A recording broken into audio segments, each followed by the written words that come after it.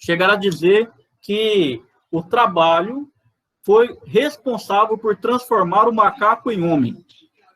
Através do trabalho, da modificação da natureza, de transformar a natureza em objetos, em instrumentos para servir às necessidades do homem, o homem consegue criar uma segunda natureza.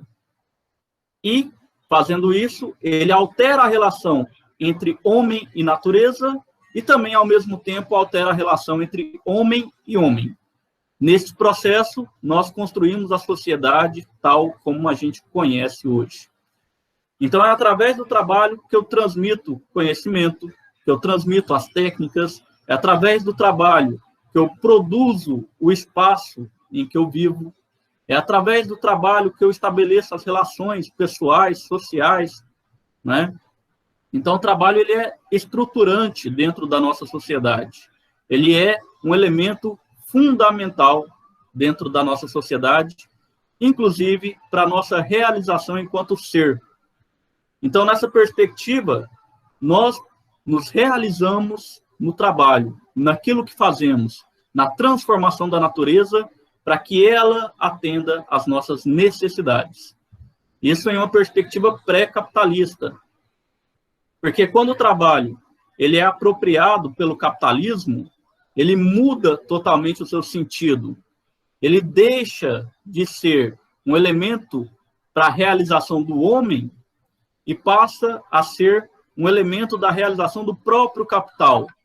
Os interesses colocados em questão agora não são mais os interesses do homem, mas o interesse do próprio capital, da reprodução do capital, da acumulação de mais valor, tá? Então, nesse sentido, nós temos uma modificação gigantesca, uma ruptura gigantesca no sentido do trabalho. E isso vai se agravar ainda mais quando a gente chegar na Revolução Industrial, lá no século XVIII. Por quê? Toda aquela relação que eu estava mencionando até agora, né, entre homem e natureza e homem e sociedade, ela passa a mudar completamente com o surgimento das fábricas e das novas relações de trabalho. O trabalho que até então era predominantemente realizado de forma artesanal, ele passa a ser agora realizado dentro de uma fábrica. O trabalho ele passa a ser distribuído entre os operários, entre trabalhadores. E aí acontece uma coisa que é determinante dentro do sistema capitalista: a expropriação dos meios de produção. O que seria isso, né? O capitalista, né, o burguês, o detentor do capital, ele vai criar, né, vai construir as fábricas, e aí, para que ele tenha operários, trabalhadores, ele vai retirar dos mais pobres a condição deles criarem as mercadorias. Então, o grande capitalista, o burguês, ele expropria o que a gente vai chamar de meios de produção, ou seja, a condição para poder produzir mercadorias.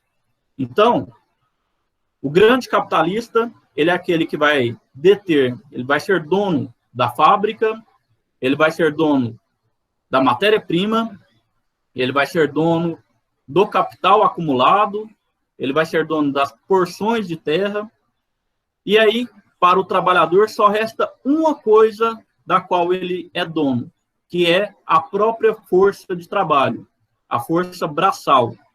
Então, a única coisa que o trabalhador vai ter para vender dentro do sistema capitalista é a sua força de trabalho.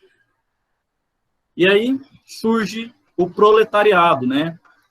Surge essa classe que a gente vai falar tanto durante a aula de hoje, que é o trabalhador fabril, o trabalhador precarizado, o trabalhador que tem dele retirado o mais valor, dele é retirado o lucro através das horas de trabalho não pagas.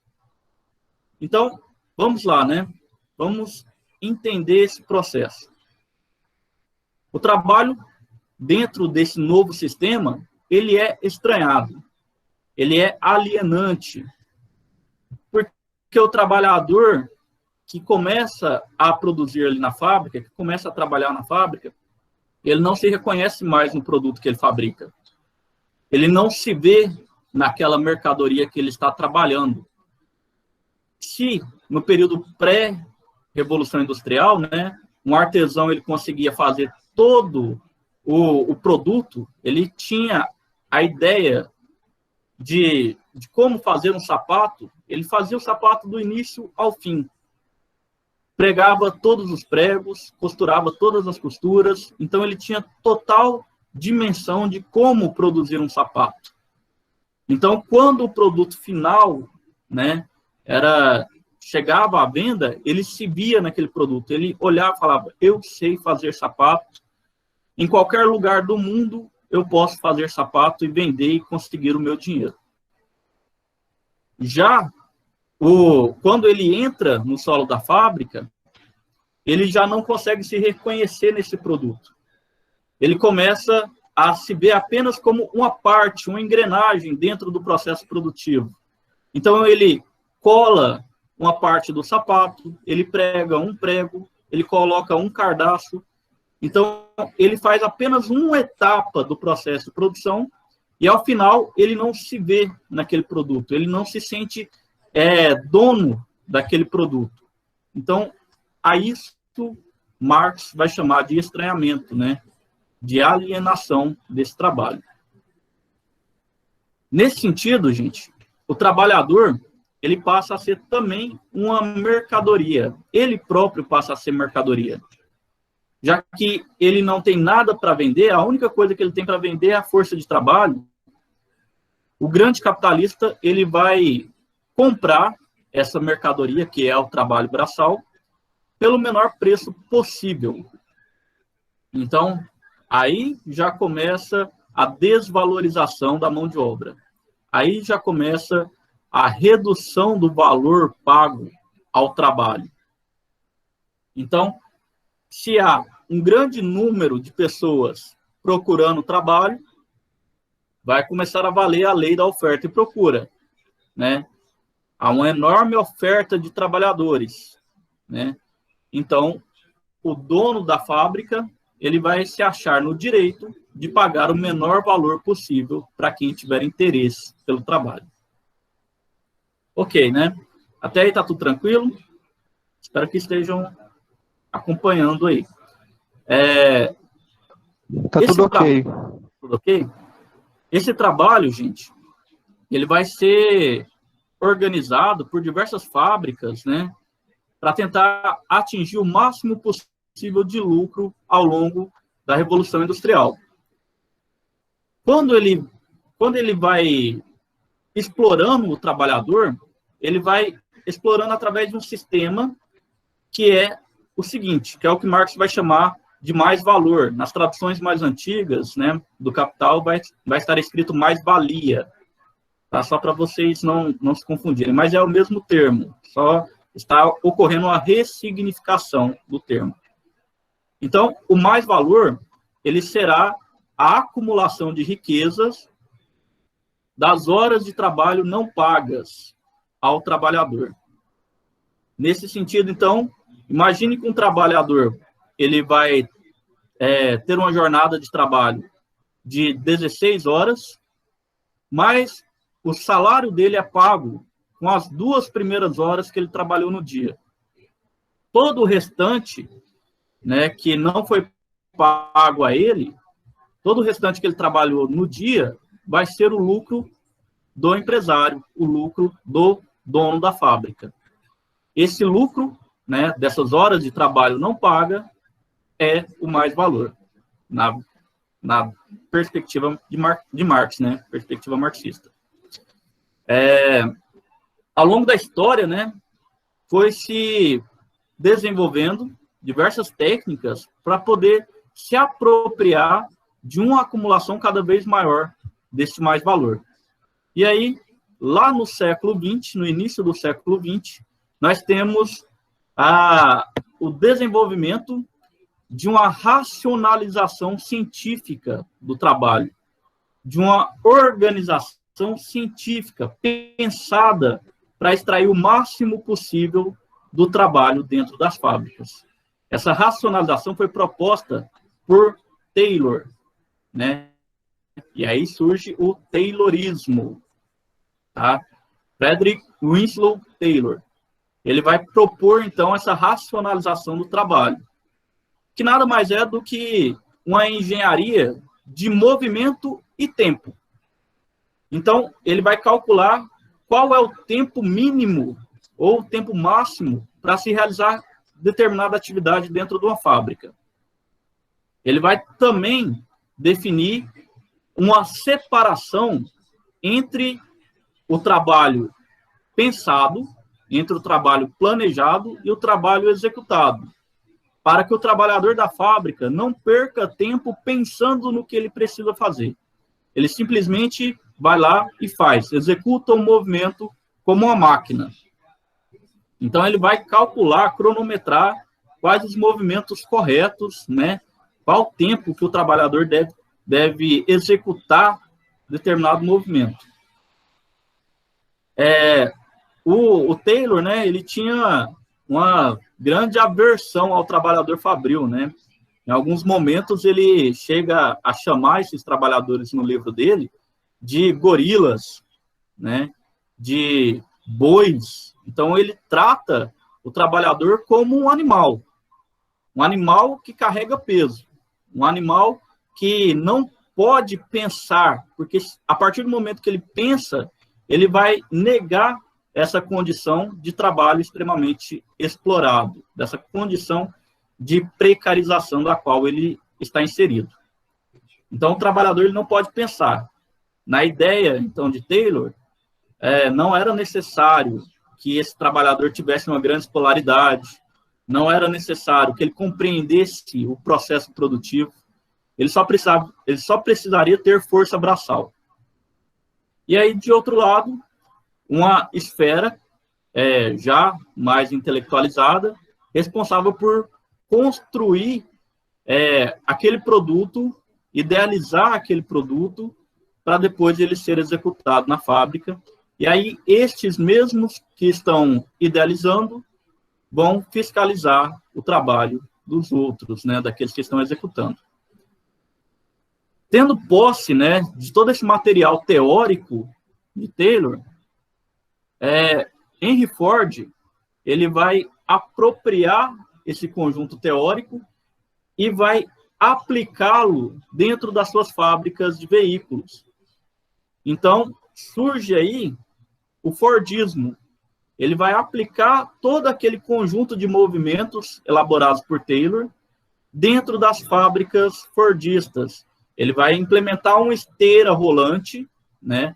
Uma esteira que vai passar, né, em um determinado período de tempo, e esse tempo é calculado, e naquele exato momento o trabalhador tem que ir ali e apertar um parafuso, colar uma peça, costurar outra peça. Então ele precisa adequar o seu movimento ao movimento da esteira.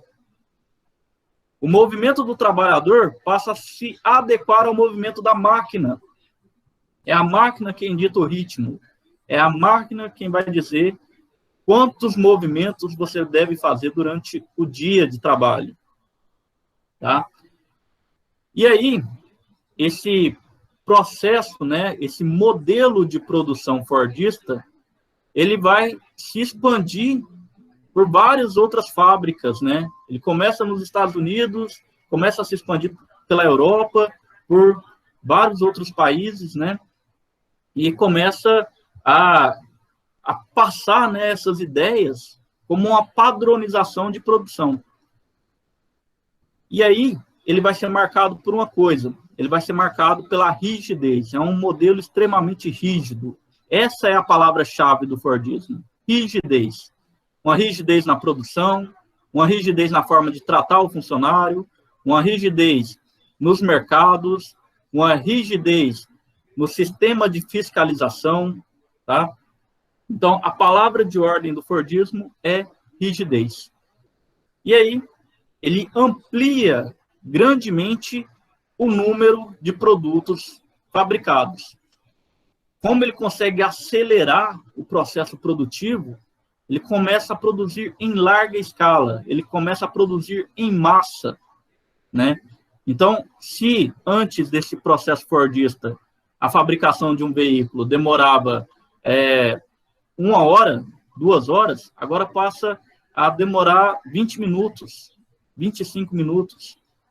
Então, ele acelera o processo produtivo e, com isso, ele vai produzir mais mercadorias durante o tempo que ele tem disponível. Há uma intensificação do ritmo de trabalho, né? Já que o trabalhador ele é obrigado a se adequar ao ritmo da máquina, se ele não se adequa, ele é mandado embora. Essa produção em massa, gente, ela vai exigir também um consumo em massa. Então, aqui a gente tem o surgimento, né, digamos assim, o nascimento da nossa atual consciência de consumo, né, do nosso consumismo. Por quê? Neste caso aqui, tudo que é produzido tem que ser vendido. E eu estou produzindo muito mais do que antes. Então, eu preciso de um mercado consumidor que dê mais fluidez, né, que dê mais vazão para tudo isso que está sendo produzido. Então, começa-se a construir a ideia de que a vida, a qualidade de vida, é baseada naquilo que eu compro, naquilo que eu consumo. Quanto mais eu consumir, mais bem-sucedido eu serei dentro desse sistema. Então, produção em massa determina o mercado. Se eu produzo 10 mil carros, eu tenho que vender 10 mil carros. Eu tenho que convencer ao público consumidor da extrema urgência para eles comprarem carros. Como eu falei, até então, há a separação do trabalho braçal e intelectual, há uma gerência fiscalizadora, então há um gerente ali que ele vai sempre rodear os trabalhadores, fiscalizando se eles estão trabalhando corretamente, fiscalizando se a produção está ocorrendo no tempo certo, né? Se a produção está conseguindo atingir as metas. Então, a gerência, a figura do gerente é muito forte dentro do Fordismo, tá? O Fordismo também vai ser rígido quanto à postura do seu trabalhador. Henry Ford chegou a criar uma cartilha comportamental, ou seja, né, ele vai para além do chão da fábrica. Ele tenta colonizar, ele tenta avançar sobre a casa, a comunidade, os bairros. Então, ele tenta controlar, ser rígido, até mesmo com a forma como o trabalhador vai viver fora da fábrica. Dentro dessa cartilha, ele chega a propor uma abstinência sexual aos trabalhadores para que eles guardem energia para trabalhar no dia seguinte. Ele chega a propor medidas puritanas, né, quanto à bebida, quanto à prática de esportes, para que o trabalhador reserve a energia corporal dele para a produção na fábrica. E aí tem início, né, a ideia de utilizar o conservadorismo, as práticas conservadoras, como um instrumento a favor da reprodução do capital, a serviço da reprodução do capital. Então, o Ford, ele amplia muito essa ideia de gerência, né? Ele passa a gerir, além da fábrica, gerir a vida dos trabalhadores. Esse modelo, ele vai caminhar junto com o surgimento do estado de bem-estar social nos Estados Unidos, né? Nós teremos aí, durante a implantação do Fordismo, uma organização entre trabalhadores muito intensa. Os sindicatos, né, começam a atuar bastante. Os trabalhadores começam a se organizar, a fazer greves, né, começam a lutar por melhores salários. E aí o Ford, percebendo isso, né, ele vai criar uma política de incentivo aos trabalhadores. Ele vai propor altos salários para os trabalhadores da Ford. E isso vai criar uma sensação de contentamento, né, para os trabalhadores. Então, eles vão ficar contentes e vão evitar esses enfrentamentos aos donos das fábricas. Então, ele apazigua, né,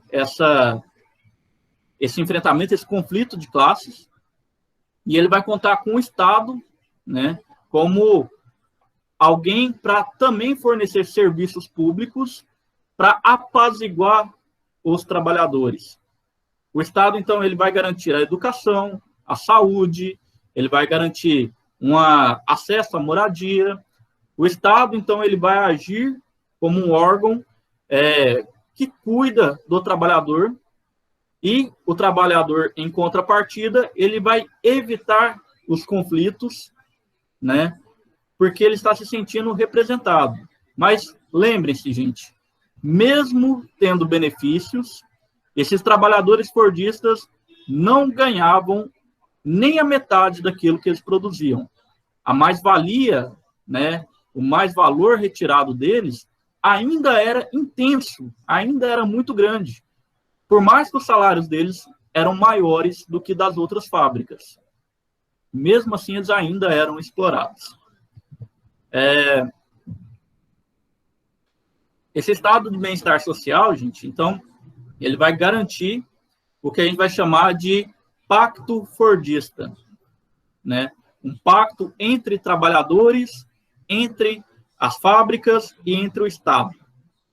Uma situação que perdurou nos Estados Unidos, né, em vários outros países também, positivamente durante a primeira metade do século XX, né? E vai começar a entrar em crise apenas aí no finalzinho, né, na segunda metade do século XX. Por quê? Esse modelo ele começa a entrar em desgaste. Como a gente já falou, né, o capitalismo ele vai sofrendo momentos de crise. Ele vai ter momentos de elevada acumulação, momentos onde as taxas de lucro estarão nas alturas, e ele vai ter momentos onde o lucro começa a estagnar e começa a cair. E aí, quando esses momentos chegam, é necessário repensar as estratégias, repensar o que está ocorrendo de errado, para propor medidas inovadoras, mudanças. E aí, nesse sentido, gente, no finalzinho aí da década de 60, nós teremos aí um movimento operário já cansado desse modelo de produção fordista. Começa a surgir algumas greves, né?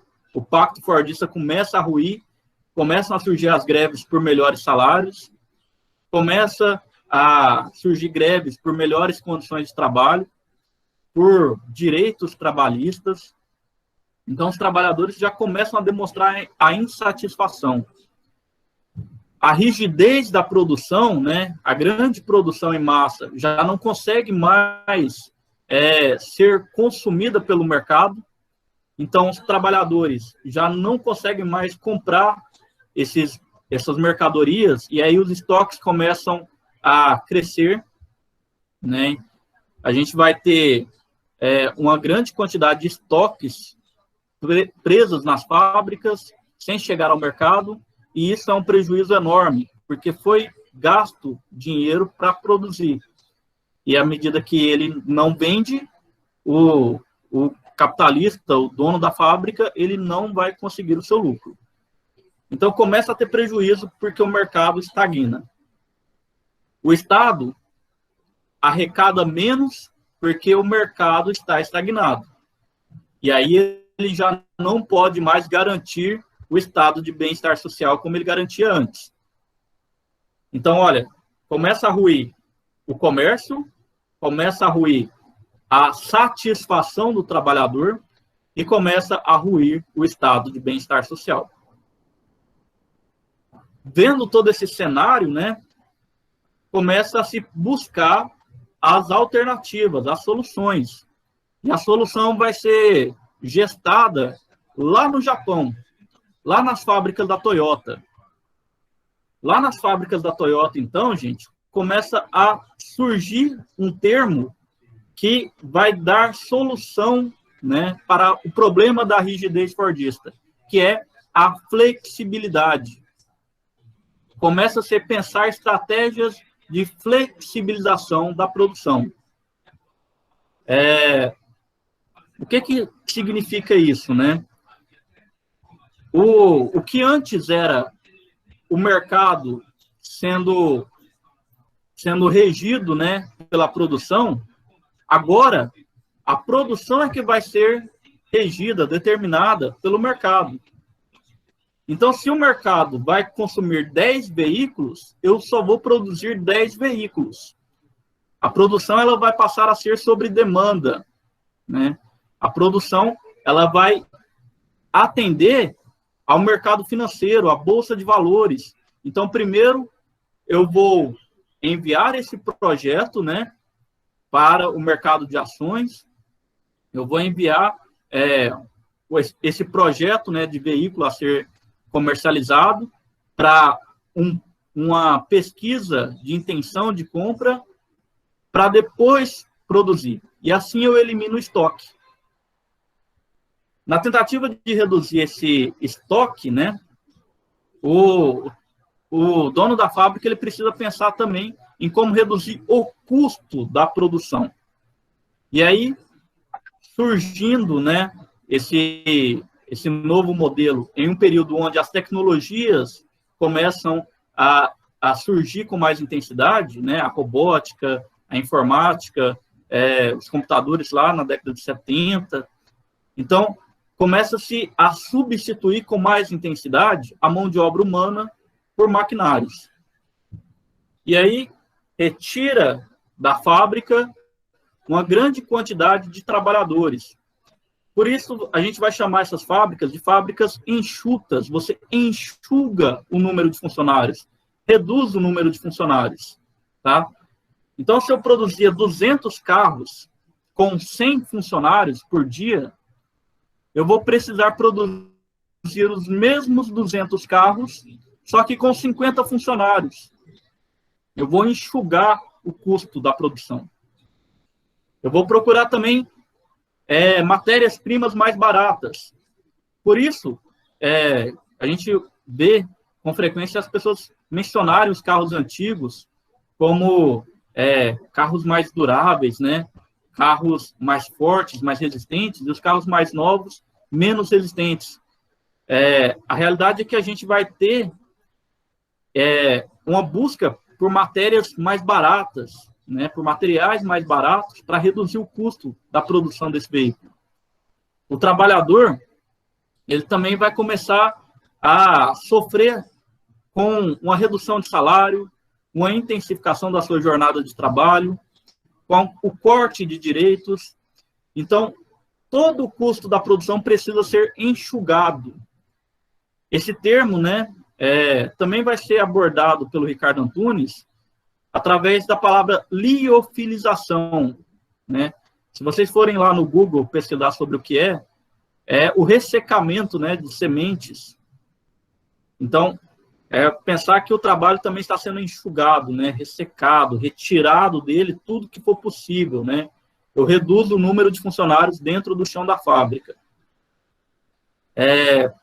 Para garantir o desempenho nessa produção acelerada com um número reduzido de funcionários, vai ser criada uma série de mecanismos, né, para instrumentalizar essa produção. Entre esses mecanismos, nós teremos aí o Just-in-Time, o Kanban, o Teamworks, os CCQs, que são os controles de qualidade. Então, o Just-in-Time vai ser o quê, gente? Vai ser a produção no tempo certo.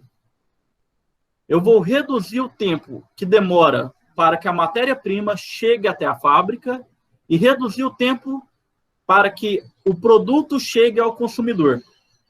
Esse processo ele tem que ser o mais rápido possível. Eu elimino a possibilidade de que esse produto fique algum tempo no estoque. ele já vai sair da fábrica para o destino, que é o comércio. E para isso, né, gente, essas fábricas, esse modelo toyotista, ele vai buscar os locais onde ele vai conseguir essa matéria-prima de forma imediata, de forma rápida, e também ele vai buscar os locais onde ele vai conseguir vender essa mercadoria de forma rápida, né? Ele vai reduzir esse tempo. Além, né, de buscar os locais mais apropriados, ele vai contar também com avanço no sistema de transportes, ele vai contar com avanço no sistema de informação. Então, ele vai conseguir, né, fazer com que essa circulação ocorra de forma mais rápida. Os times de trabalho também serão um elemento importantíssimo nessa nova forma de organizar o trabalho, porque você elimina a gerência, você elimina a necessidade de ter alguém ali fiscalizando se o trabalho está sendo realizado ou não. O que vai acontecer? Você vai dividir, né, os grandes capitalistas dividiram os trabalhadores dentro da fábrica em grupos. E aí o trabalho de cada um depende do outro. O trabalho do grupo A depende do trabalho do grupo B.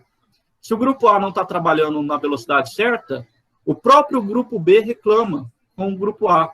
Exige que o grupo A ande mais rápido. Porque a produção depende deles. Então, você retira uma característica muito importante dos trabalhadores. Você retira a ideia de união. Você retira a ideia de que eles são uma classe só, né? Porque cada um passa a ser o fiscal do outro. Cada um começa a exigir do outro a mesma coisa que o patrão exige dele. Então, nós, enquanto trabalhadores, nos tornamos déspotas de nós mesmos, né? Nos tornamos fiscais de nós mesmos. Somos fiscalizados pelo colega. O colega, ele deixa de ser um companheiro, né, operário. Ele passa a ser agora um concorrente, um fiscal, alguém que está disposto a me vigiar, alguém que alguém que vai denunciar para o patrão se qualquer coisa estiver errada ali na linha de produção. O sistema Kanban também vai ser fundamental dentro desse processo. Ele vai ser o gerenciamento do que tem, né, dos estoques. Por exemplo, na fábrica vai precisar de metal, vai precisar de um determinado tipo de metal. Então, esse estoque vai estar registrado no sistema, né, através de placas, de luzes ou de dados em computadores, e assim que acabou ali no estoque, ele já apita e já avisa para o responsável por aquele material que ele precisa repor aquela matéria-prima. Então, o Kanban, ele vai ser responsável por avisar, né, trocar essa informação entre o que está sendo necessário como matéria-prima e aquilo que está sendo produzido. Ele vai ser um sistema de registro. Os CCQs, né, os controles de qualidade. Esses controles, né, eles estarão juntamente com os teamworks atuando como um elemento de fiscalização, um elemento de cobrança, né, entre os trabalhadores. É importante ressaltar, gente, que como as fábricas passaram a ser enxutas, como o número de funcionários reduziu drasticamente dentro das fábricas, nós teremos também um crescente número de desempregados. Então, durante esse período, né, aí, principalmente após a década de 70, o número do desemprego começa a crescer enormemente em todos os países que passam a adotar o sistema toyotista. E aí, gente, olha o detalhe, né? Se há um número maior de desempregados, abre para o dono da fábrica a possibilidade de pagar menos aos funcionários, porque ele vai usar como argumento que aqueles que estão desempregados desejam o emprego do trabalhador fabril, e se ele estiver achando ruim a sua situação de precarizado, de salário baixo, de direitos cortados, ele que vai embora porque há um exército de reserva esperando ali fora. Esse sistema, né, gente, ele vai ocorrer lá na fase do capitalismo financeiro. Então, nós teremos aí um tripé, né, estrutural surgindo nesse período. Capitalismo financeiro, o toyotismo como modelo de organização desse trabalho e o neoliberalismo como modelo econômico a ser seguido pelos países. O que significa isso, né? Nós teremos, então, a necessidade de que essas fábricas toyotistas migrem dos antigos locais de suas sedes, né, em busca de um trabalhador mais barato, em busca de uma matéria-prima mais barata. Então, aquela fábrica lá do Japão, ela precisa ir para um país de terceiro mundo para buscar uma mão de obra mais barata. Ela precisa se instalar nesses países.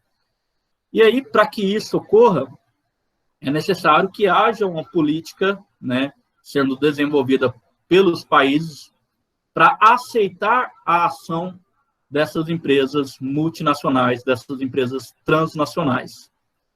E aí, nós teremos aí o desmonte do estado de bem-estar social. Aqui na América Latina, esse estado de bem-estar social nunca foi lá grande coisa, né?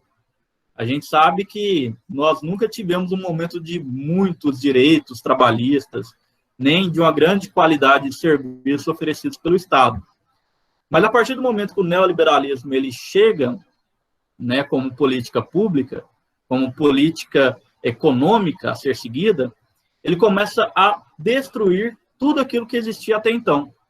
Ele começa a reduzir o poder do Estado, dando maior liberdade para essas empresas transnacionais e multinacionais.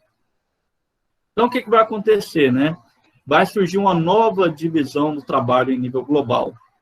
O trabalhador dos países subdesenvolvidos, dos países do Sul, eles serão ainda mais explorados do que os trabalhadores do Norte. Eles sofrerão uma carga maior de intensificação do trabalho, intensificação das horas de trabalho, uma redução ainda maior da valorização da sua mão de obra, uma redução ainda maior do seu salário, né? E para isso o Estado vai garantir que isso aconteça. Só que esse neoliberalismo, né, ele não somente dá essa liberdade, ele também vai retirar o poder do Estado de administrar suas próprias empresas, os serviços públicos. Então, o Estado passa a privatizar a maior parte de suas instituições, de suas empresas estatais, vender essas empresas para empresas internacionais, para que elas venham e administrem, né, segundo o seu modelo toyotista.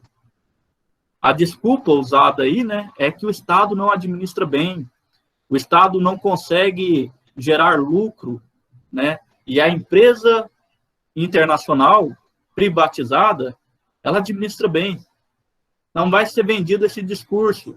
E, infelizmente, a população vai comprar isso com facilidade, né? O que a gente entende, né, é que a empresa estatal ela não tem a obrigação de gerar lucro. Ela tem a obrigação de gerar um serviço de qualidade e atender às necessidades da população, atender às necessidades da nação. Já a empresa privada, o único objetivo dela é obter lucro. E esse lucro não é socializado, não é dividido. Esse lucro ele fica concentrado entre os donos dessas empresas. Tá? Nesse sentido, né, o neoliberalismo ele vai agir, então, da seguinte forma. Ele vai reduzir o poder do Estado, ele vai dar maior liberdade para as multinacionais, ele vai enfraquecer os sindicatos. Isso é muito forte, gente. Porque ele vai fazer com que os sindicatos se tornem mais dóceis, se tornem sindicatos de empresas, vai reduzir o poder de atuação dos trabalhadores, o poder de luta dos trabalhadores, porque o desemprego ele já está em níveis tão grandes que o sindicato vai se preocupar mais em preservar o emprego do que a lutar por melhores direitos. Então, eles vão dizer, ó, cara, você está empregado, já está bom.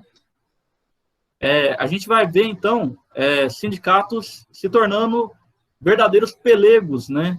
Sindicatos que não enfrentam uma luta com firmeza, não enfrentam uma greve com firmeza até o fim.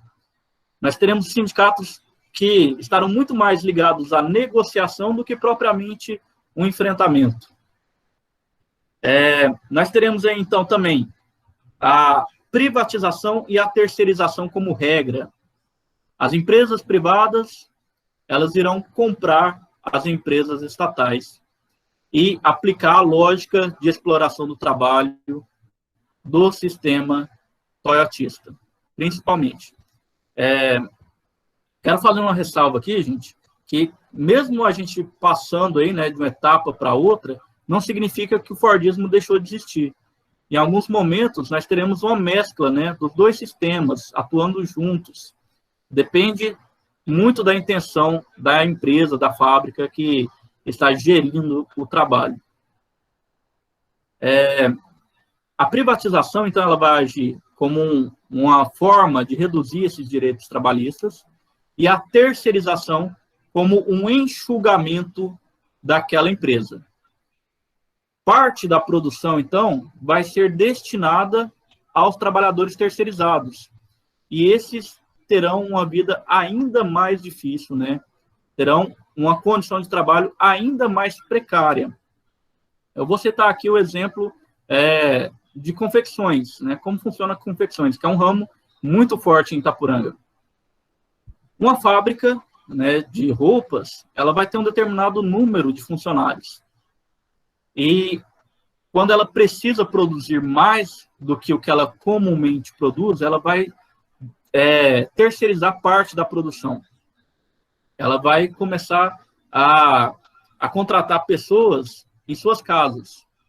E aí o valor pago por esse serviço terceirizado é menor do que o valor pago ao trabalhador dentro da fábrica. Esse trabalhador terceirizado, ele não vai receber os direitos trabalhistas porque ele não tem uma ligação direta com a fábrica. Ele não vai receber, né, se ele ficar doente, ele não vai receber se ele for mandado embora de uma hora para outra, ele não vai receber um seguro. Então, esse trabalhador ele vai ser ainda mais precarizado do que aquele trabalhador que já está sendo precarizado dentro da fábrica. Além de que ele vai arcar com os custos da produção, daquilo que ele produz. Então, ele vai arcar, né, o costureiro terceirizado, ele vai arcar com a máquina para ele costurar, ele vai ter que comprar a máquina, ele vai ter que pagar a energia, se ele precisar dobrar, ele vai ter que pagar alguém para dobrar. Então, há todo um sistema ali, né, onde o trabalhador ele vai ser mais penalizado do que o trabalhador dentro da fábrica. Ele vai ser mais explorado do que o trabalhador fabril. Essa vai ser a nova lógica, né, dentro das fábricas, dentro desse novo modelo. E aí a gente vai começar a chegar no atual momento, que é a uberização. E esse é um termo que é legal, gente, para a gente entender o sentido dele, porque até então, todos esses modelos de organização do trabalho estavam ligados à produção, estavam ligados ao modo como a fábrica vai produzir mercadorias e ao modo como vai ser extraído mais valor, né, desse trabalho. Então, ele vai fazer o quê? Nesse novo momento, ele vai ser um modelo para explorar não mais a produção fabril, um modelo para explorar o setor de serviços, o setor terciário. Por isso, né, o aplicativo Uber, que é um aplicativo ligado a veículos, né, a gente pode ver que todos esses momentos nossos estão ligados a um veículo. Só que agora não mais a fabricar um veículo. Está ligado à forma como eu trabalho nesse veículo. a minha ligação enquanto trabalhador, a forma como essas empresas vão explorar o meu serviço como trabalhador, não mais como um funcionário fabril, não mais como um produtor de mercadorias. Então, aqui, gente, eu tenho a total desregulamentação dos direitos trabalhistas. Eu terei aqui, gente, um trabalhador que ele não tem ligação direta com uma fábrica, ele não tem ligação direta com quem está pagando pelo serviço, né, que é o usuário, ele não tem uma ligação direta com a empresa, né, do aplicativo, ele é um terceirizado de serviços. Ele presta um serviço ali, ele recebe uma parte dele que é mísera. Se ele ficou doente, se ele quebrou a perna, se ele não pode dirigir o carro dele agora, ele não vai receber. Ele trabalha e recebe aquilo que ele está trabalhando. Ele não tem direitos. Começa a surgir, então, um trabalho extremamente precarizado, um trabalho intermitente, porque não tem horas. Você trabalha até onde for preciso para conseguir o seu sustento. Tem gente que faz jornadas de trabalho aí de 12 horas, de 16 horas, né? Horas de trabalho extremamente exaustivas para conseguir um salário minimamente digno. Nós teremos aí, gente, um trabalho que ele é flexível, né, como é a proposta do toyotismo, ele é precarizado, ele é intermitente. Teremos também, gente, uma mutação na forma como eu compreendo esse trabalho, né, na alienação do trabalho, porque o trabalhador uberizado, ele se sente um empreendedor, né, ele se sente alguém que está como um grande capitalista no mercado, ele se sente parte, né, daquela empresa, um empreendimento, eu sou dono do meu próprio negócio, né. Outras palavras também passam a ser usadas nesse novo momento, que é o colaborador. Fulano de tal é nosso colaborador aqui na empresa. Colaborador nada, gente. Ele é um terceirizado, precarizado, que recebe menos do que o trabalhador da empresa. Ele presta um serviço. Ele está sendo explorado mais intensamente. Ele não é parte da empresa, mas o discurso é construído para que ele se sinta parte, para que ele se sinta atuante. O discurso de empreendedorismo, ele é criado para jogar nas costas do trabalhador a culpa do seu desemprego. Então, ele está desempregado hoje não por causa do modelo neoliberal, não por causa do modelo toyotista, não por causa desse sistema que é uma máquina de moer pobre. Ele está desempregado porque ele tem preguiça. Esse é o discurso construído, né? Ele faz com que o trabalhador se sinta culpado pela sua situação de desempregado, né? E o que é uma violência muito grande com o trabalhador, porque a gente sabe que todo desemprego, né, todo esse desemprego, ele foi construído estrategicamente para conduzir essa precarização do trabalho, para proporcionar aos grandes empresários, aos grandes donos de fábrica, uma mais-valia maior, um mais-valor excessivo, né, uma acumulação cada vez maior de capital, tá? E aí, gente, vou caminhando para o final, né, ainda nessa parte da uberização, ela vai se tornar cada vez mais intensa aqui no Brasil, né, conforme o neoliberalismo ele avança. A gente sabe que o neoliberalismo ele vai ter suas origens aqui no Brasil por volta da década de 90, né, com os governos de Fernando Collor, de Fernando Henrique Cardoso, com a proposta de completa desestruturação, né, das empresas estatais. Quem se lembra aí daquela propaganda, aquele comercial do Fernando Collor, que ele compara as empresas estatais, o Estado, a um elefante, né, e ele diz que esse elefante é lento e que as empresas privadas elas virão para modernizar, né, essa administração das empresas. Posteriormente, Fernando Henrique Cardoso dá sequência a esse projeto neoliberal de destruição dos direitos trabalhistas, né, de empoderamento das empresas transnacionais, multinacionais, né, dando maior liberdade para elas. E, com a chegada dos governos do PT, a gente acreditava que haveria uma ruptura, né, desse modelo, e, infelizmente, não houve. Não houve. Quando o ex-presidente Lula, né, se candidatou, ele enviou ao povo brasileiro uma carta, né, a Carta ao Povo Brasileiro, onde ele sinaliza que irá manter, né, a política neoliberal, os acordos com o mercado financeiro, com o capital financeiro, né, o projeto de expansão do agronegócio. Então, ele sinaliza muito mais com a manutenção do que com uma ruptura com o modelo neoliberal.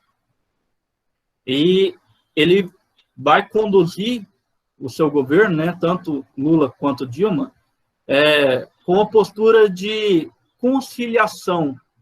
Ele vai abraçando o modelo neoliberal, né, ao mesmo tempo que ele promove políticas públicas de assistencialismo, de amenização dos problemas causados pelo sistema neoliberal. Então, os bancos continuam lucrando, as empresas continuam lucrando e o agronegócio continua lucrando durante os governos ditos de esquerda, né, do PT. Só que, com o passar do tempo e com as crises internacionais, como a crise de 2008, essa forma de administração que tentava abraçar os dois lados, ela foi entrando em desgaste, né? E culminou aí com os protestos de 2013, com o impeachment, né? Posteriormente aí em 2016, e o neoliberalismo, né? Os grandes capitalistas desejavam que esse modelo neoliberal fosse levado com mais vigor, com mais intensidade. E aí é que entra o Temer como alguém responsável por conduzir esse projeto neoliberal até um outro nível, né, um nível mais intenso, onde os direitos trabalhistas vão ser mais cortados, né? A gente pode perceber que durante os 2 anos de governo Temer, o desemprego foi às alturas, começou a crescer bastante. E aí, em 2018, esse modelo neoliberal precisava ser mantido. E foi necessário construir uma imagem, né? Foi necessário construir a figura de Bolsonaro como alguém capaz, né, de conduzir esse projeto neoliberal, de conduzir essa acumulação capitalista, né, em um modelo ultraconservador, ultraliberal, com o apoio de Paulo Guedes, como ministro aí, responsável por conduzir esse projeto de ultra-neoliberalismo. É a famosa granada no bolso do trabalhador, gente. O que a gente pode, então, concluir aí, né, com a nossa fala, é que o trabalho, ao ser apropriado pelo sistema capitalista, ele tende a ser cada vez mais precarizado em nome de uma maior acumulação de capital. E se você está dentro desse sistema, né, nós todos aqui que estamos dentro desse sistema, e não somos detentores de fábricas ou de grandes fortunas, nós não somos capitalistas, nós somos apenas operários, apenas trabalhadores que são explorados pelo sistema capitalista. Então, isso é uma coisa muito triste, ver as pessoas defendendo o capital sem ter capital, né?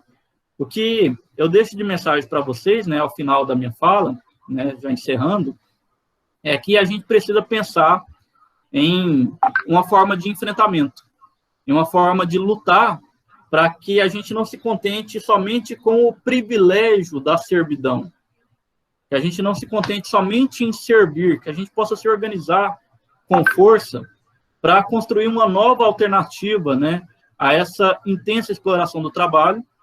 E aí eu finalizo com uma fala de Marx, né, que eu acho ela muito simbólica.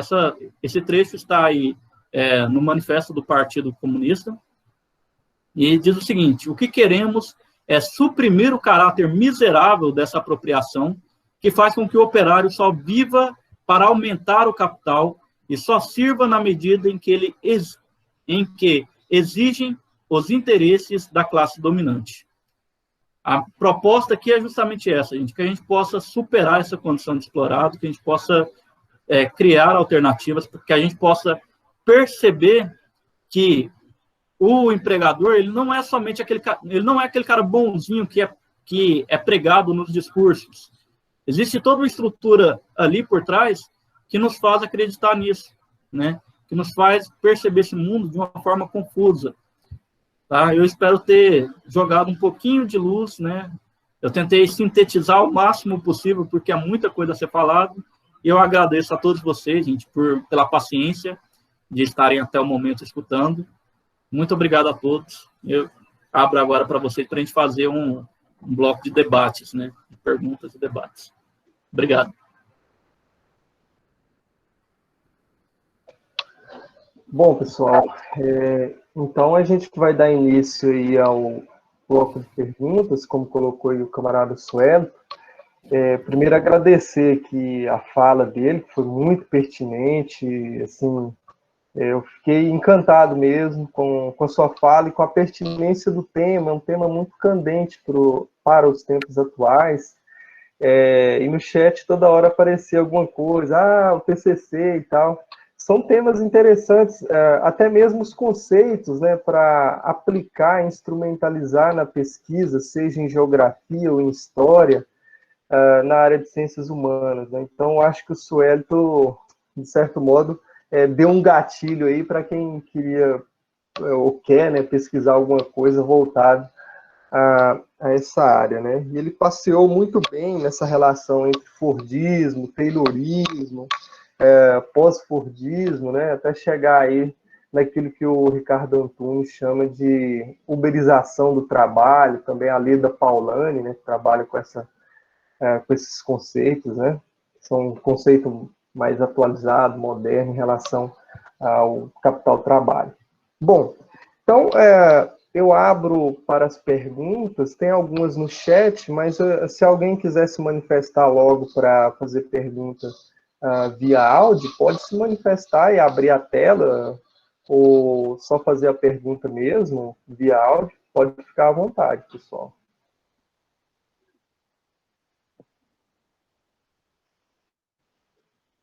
Alguém? Então, assim, enquanto não aparece aqui algumas questões no áudio, tem algumas questões aqui que foram colocadas no chat, só encontrar aqui algumas, mas qualquer coisa podem se manifestar, né? A Maria Correia, ela coloca a seguinte questão, né? Nessa perspectiva, uberização do trabalho, como é o discurso dos movimentos sociais para a produção de bens e serviços na sociedade atual? Eu penso que ela quis colocar, né, qual que é o papel dos movimentos sociais, né, em relação a esse processo aí da uberização. Vamos fazer pelo menos 2 ou 3.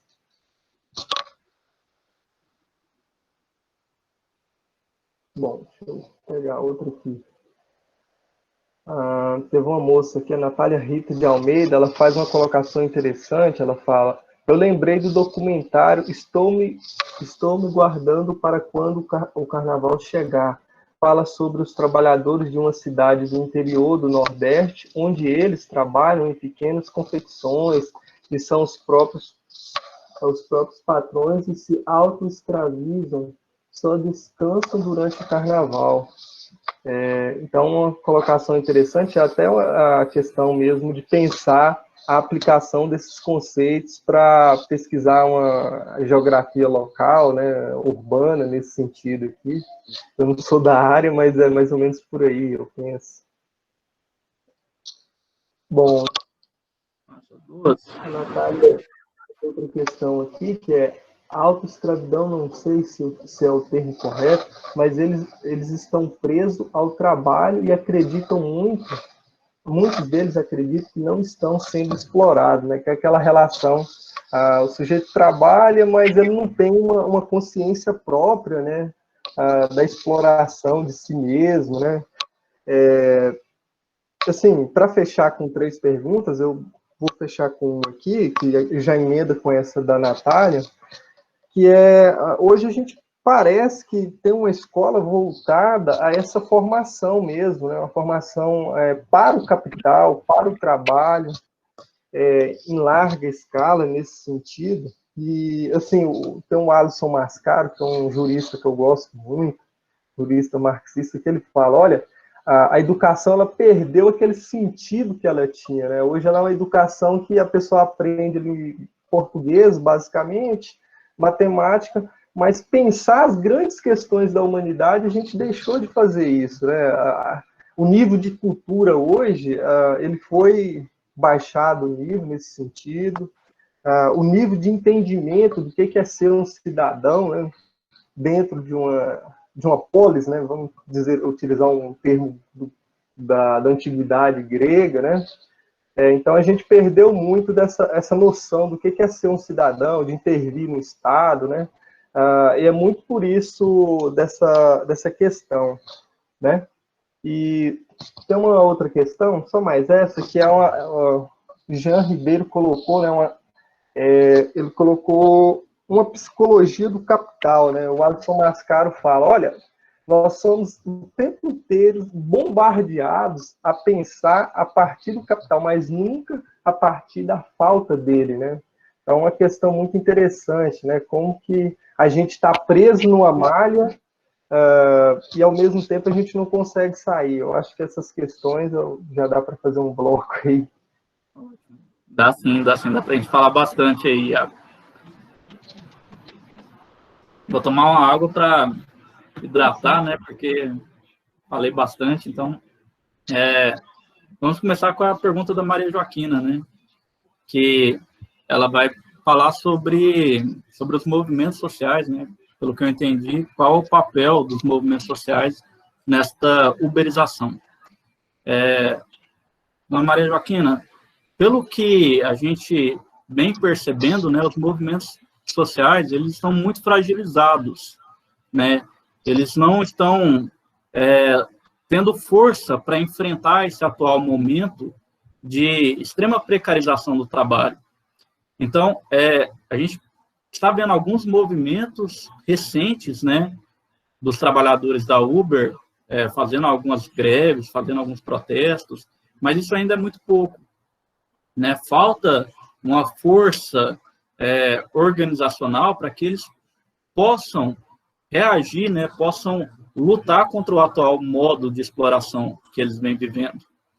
Então, eu sinto assim que a gente está num momento em que a gente está sendo apedrejado, né, e não temos, no momento, força para levantar e fazer algo contra, né, esses que estão nos apedrejando, que estão nos explorando. Então, penso que os movimentos sociais precisam se reorganizar, principalmente teoricamente, né, se atualizar nessas discussões, se reorganizar enquanto base de luta, né? A gente, infelizmente, vive um momento no Brasil que nós temos muitos revolucionários de Facebook, né? As pessoas vão lá, escrevem cartas de repúdio e, infelizmente, o enfrentamento de verdade ele não acontece. Então, eu penso isso, que os movimentos sociais precisam se organizar mais. A segunda pergunta, né, que fala aí sobre a autoescravidão, eu achei o termo extremamente adequado. Tá? O Ricardo Antunes ele vai chamar a gente de déspotas de nós mesmos, né? Nós somos nossos próprios carrascos dentro desse atual sistema, porque, infelizmente, o trabalho ele é precarizado. E para que eu possa ter um mínimo de dinheiro para sobreviver dentro de um sistema que é cada vez mais mais forte, né, cada vez mais voltado para o gasto de dinheiro. Então, eu só sou bem-sucedido se eu tenho dinheiro para gastar, se eu posso consumir. E aí, dentro dessa realidade, eu recebo pouco. E eu sou responsável pelas horas de trabalho. Eu vou me autoexplorar ao máximo para aumentar o máximo que eu puder de dinheiro. Né? Então, eu vou acordar às 6 horas da manhã e vou trabalhar até 9, 10 horas da noite. Eu conheço casos de muitas pessoas que fazem isso. Né? Por quê? Porque precisa de dinheiro. O aluguel é caro, a compra no mercado é cara, a gasolina é cara, pagar material escolar das crianças é caro. Infelizmente, nós vivemos nesse sistema e precisamos sobreviver. E aí as pessoas se autoexploram mesmo. E a terceira pergunta, né? A terceira pergunta eu não me recordo bem. Pode lembrar para mim, Iago? Eu não anotei aqui. Foi do Jean, não foi? Do Jean sobre pensar... Tá sem o áudio, Jean. Ô, Iago. Iago, tá sem o áudio. Liga o microfone, Iago. Oi? Desculpa, pessoal. Ele falou sobre a psicologia do capital, né? Assim, a gente é formado, né, para pensar a partir do capital, mas não a partir da falta dele, né? Foi mais ou menos por aí. Então, Iago, eu penso o seguinte, cara, nós vivemos um momento histórico em que o capital ele é hegemônico, né? Dificilmente a gente consegue até imaginar algo que vá além, né, do que a gente tem presenciado, do que a gente tem vivido. Então, eu acho que carece de análises, né, de construções teóricas que façam que a gente consiga enxergar uma alternativa, porque, sinceramente, é difícil a gente pensar hoje como superar o capital. É difícil a gente pensar hoje com uma mentalidade anticapitalista, porque a ideologia ela foi construída com muita força sobre todos nós, né? Aquilo que você falou sobre uma educação construída voltada para o trabalho, ela não é de agora. Ela já vem desde lá do Fordismo, desde lá do princípio de administração científica do trabalho do Taylor. Porque, naquela época, educação pertencia a um grupo elitista. Para o trabalhador, ignorância e trabalho braçal. Tá? Hoje, eu acredito que a maioria dos que estão aqui na reunião, nós somos aqueles que tentam nadar contra a maré. Nós somos aqueles que fazem parte da classe trabalhadora que tenta ter acesso a uma educação, né, de alto nível, na marra, na força, de teimoso que a gente é. Porque para o capital, para os grandes capitalistas, seria ideal que nós continuássemos na ignorância, continuássemos sabendo somente o necessário para operar uma máquina. Tá? Então, eu acredito que a gente precisa mesmo, Jean, de alternativas, precisa mesmo aí de uma construção, né, de enfrentamento para além do capital, para viver além do capital.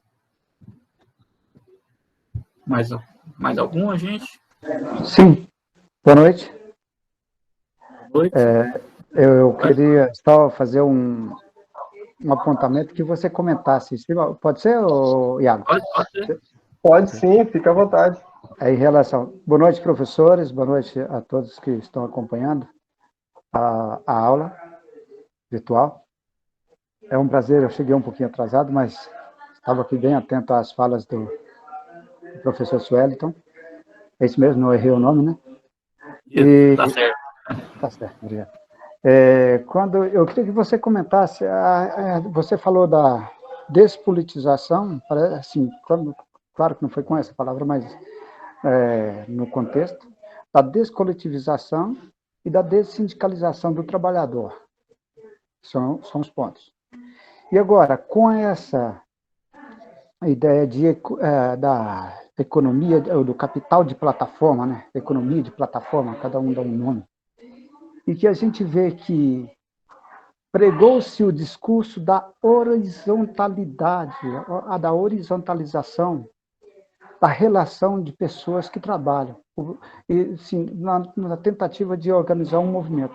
Não, você não pode ser meu chefe, você não pode ter, para conduzir, e a imprensa gosta de pregar isso. Olha, isso aí é bem horizontal, não tem uma liderança, não tem uma bandeira, não tem nada.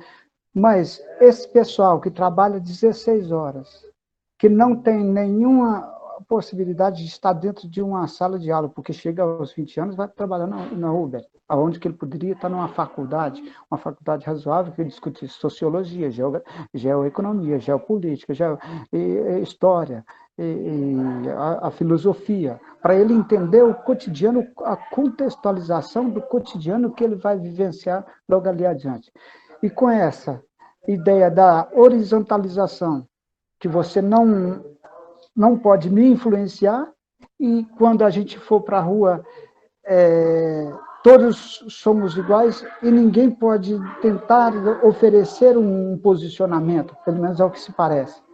Isso também não prejudica o enfrentamento dessa precarização do trabalho e o enfrentamento mesmo, o embate com esse capital de plataforma? É a pergunta. Eu demorei um pouco, desculpe, mas era isso que eu queria dizer. Muito obrigado. Ótima pergunta, Divino. Muito bom. Divino, eu vou... A gente vai abrir para mais algumas? Já... Tem uma no chat ali, vamos pegar ela, que aí a gente... deixa eu ver se é só uma. Parece que tem duas. Vamos fazer uma no chat aqui, que aí você pega essas duas. Ok. Deixa eu só encontrar ela aqui. O Jean Ribeiro, ele fala: Suelto, penso que Marx seja leitura obrigatória a todos e a todas que pretendem compreender o modo de produção capitalista, especialmente em sua gênese. Contudo, há certos aspectos, movimentos naturais e evolutivos do próprio capitalismo que Marx não conseguiu analisar. Talvez um desses aspectos e movimentos do capital seja a sua relação com a chamada indústria cultural.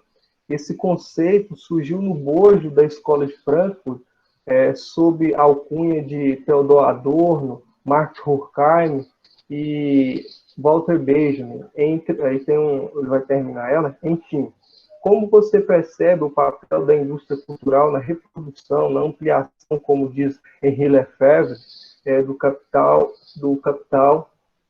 a indústria cultural está, no seu entender, vinculada aos processos de precarização e uberização do trabalho hoje?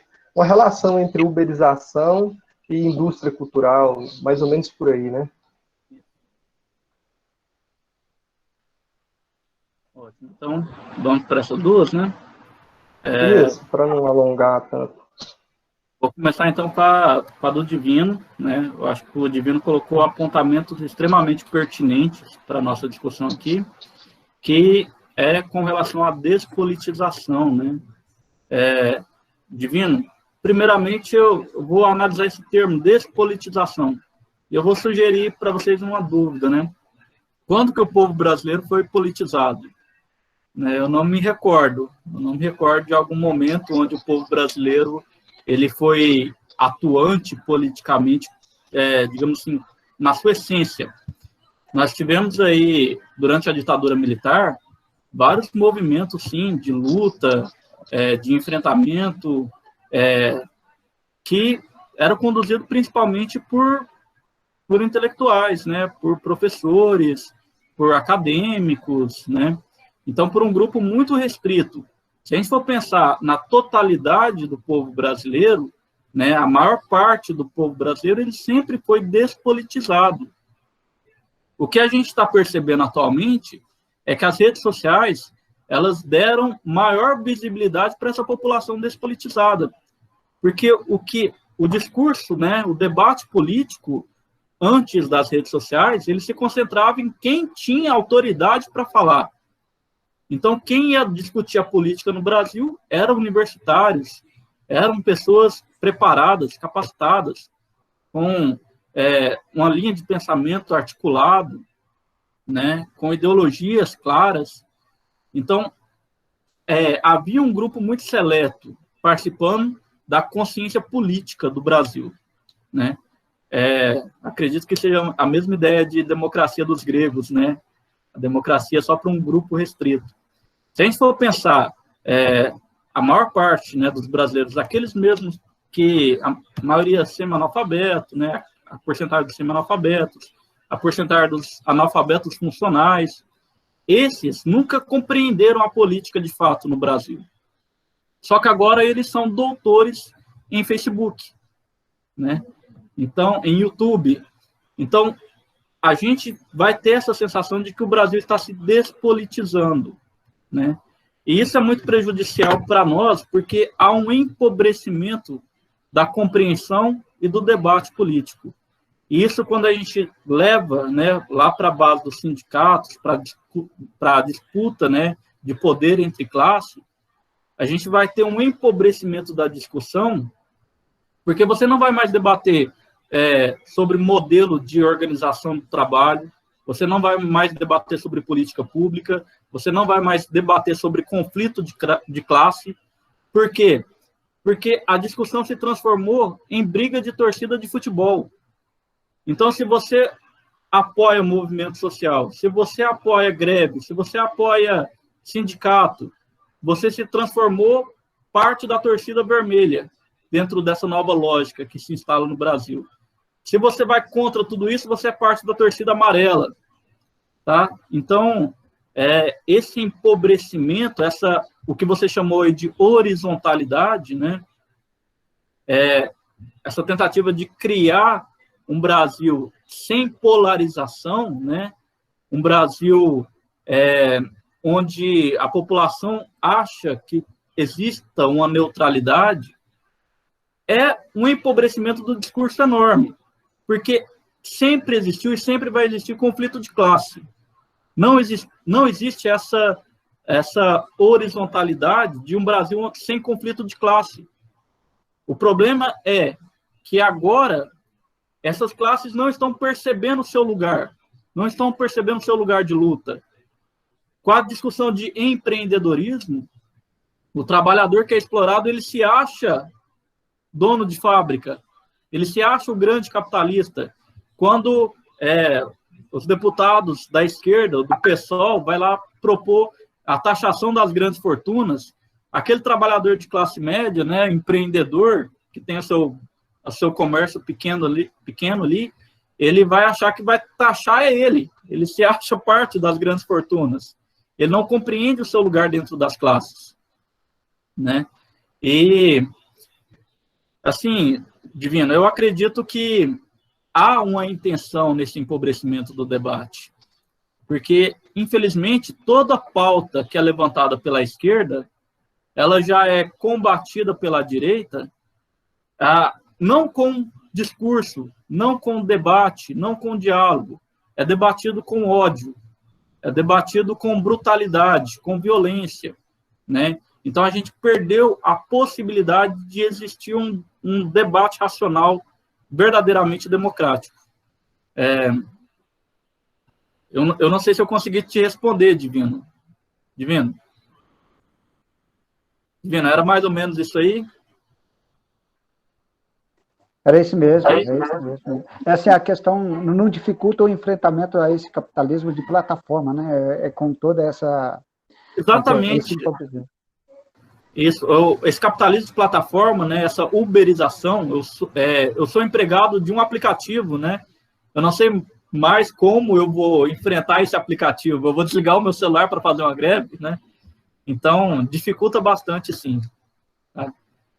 Passando para a pergunta do Jean, né, que é sobre a ideia, né, de um processo cultural, né, de uma aculturação. Jean, eu acredito que está intimamente ligado, né, porque quando você precisa implantar um sistema de dominação, você primeiro precisa convencer aquelas pessoas a não se rebelarem, né, você primeiro precisa construir uma ideia de que todo aquele processo é normal, Então, eu conversei com várias pessoas, né, ao longo desses anos que eu venho estudando essa temática, que no primeiro contato eles falam o seguinte: nossa, é tão bom ter tal empresa aqui, fulano de tal é um patrão tão bonzinho, fulano de tal está trazendo tantos empregos para a gente aqui, e cria-se a ideia de que o empregador ele é um benfeitor enorme, e exclui a ideia de que o trabalho que é o elemento estruturante dentro da sociedade capitalista, né? Sem trabalho não existe nada dentro da sociedade capitalista. Se todos os trabalhadores de uma fábrica pararem, não tem produção. Se todos os trabalhadores uberizados, né, precarizados, pararem, não tem acumulação de riqueza para aplicativo, não tem acumulação de capital, o sistema financeiro estagna, para tudo. Tanto é que basta a gente observar o medo que o mercado ficou com essa pandemia aqui no Brasil, né? A ideia de que se a gente parasse durante 30 dias, durante 60 dias, o mercado vai quebrar, a economia não pode parar, os CNPJs vão morrer, né? Então, mostra a importância do trabalho. Sem trabalho, não há patrão, não há acumulação de riqueza, tá? Então, o trabalhador tem o seu poder. Mas, para isso, né, para ele não se manifestar, para ele não lutar contra o sistema capitalista, é necessário que haja, né, um processo de dominação cultural, né, um processo de tornar essas pessoas dóceis ao sistema, dóceis à exploração do capital. E isso é feito aí através da televisão, da rádio, né, dos youtubers, né? Então, infelizmente, está muito conectado a exploração com a dominação cultural.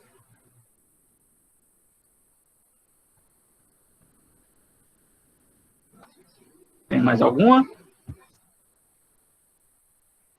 Tem aqui no chat 3 questões para a gente fechar, porque senão vai cansando muito o pessoal, né? E também, principalmente o nosso palestrante.